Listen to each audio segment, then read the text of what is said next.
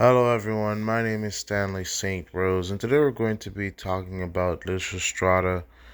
Now, before I go into summary analysis of this work, please remember to leave a like, subscribe, and or comment so that the channel can continue to grow. Alright, this play is very fascinating, very interesting here. It's very funny.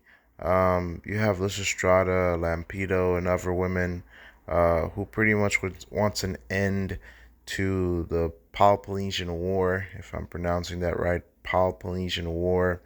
It's the Athenians versus the Spartans.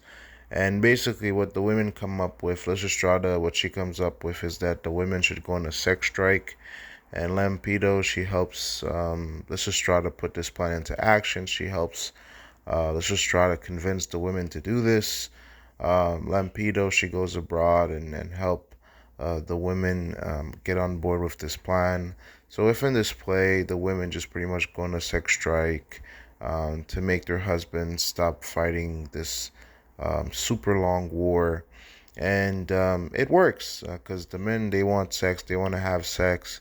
There's a lot of jokes within this play. It's all about what are these women getting into, what are they planning, what are they putting together.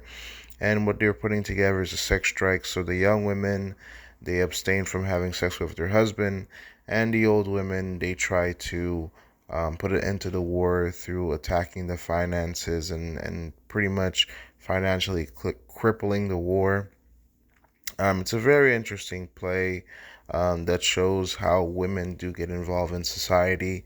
Women might not be involved on the battlefield, but definitely in terms of politics, in terms of it's kind of comical, but in terms of using their bodies, this play is also like making a joke that there are certain things that women can put an end to. Now, again, this is a very it's not a modern play.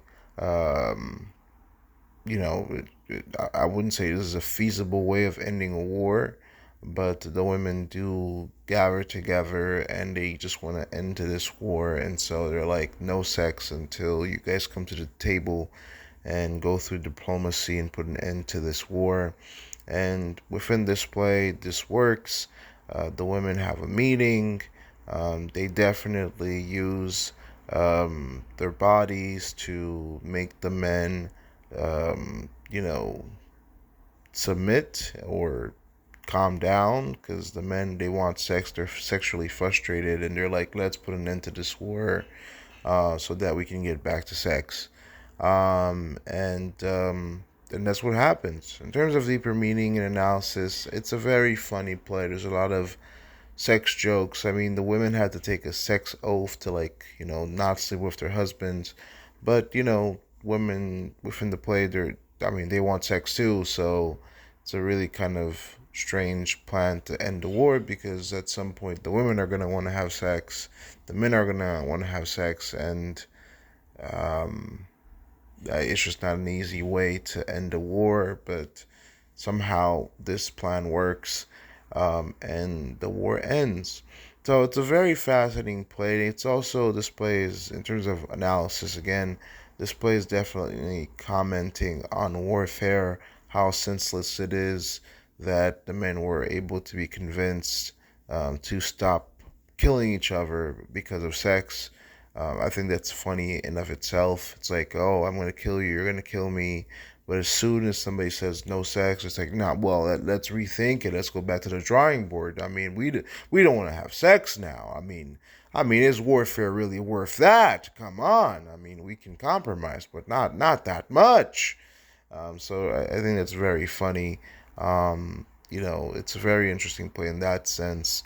Um, so there's a lot to unpack and uncover about women's roles in society and what roles women play in society. This is again, it's a comedy.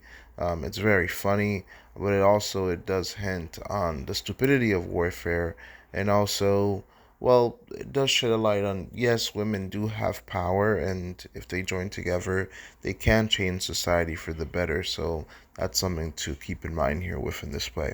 So that's all I had to say about it. Please remember to leave a like, subscribe, and or comment, and I'll see you guys in the next video.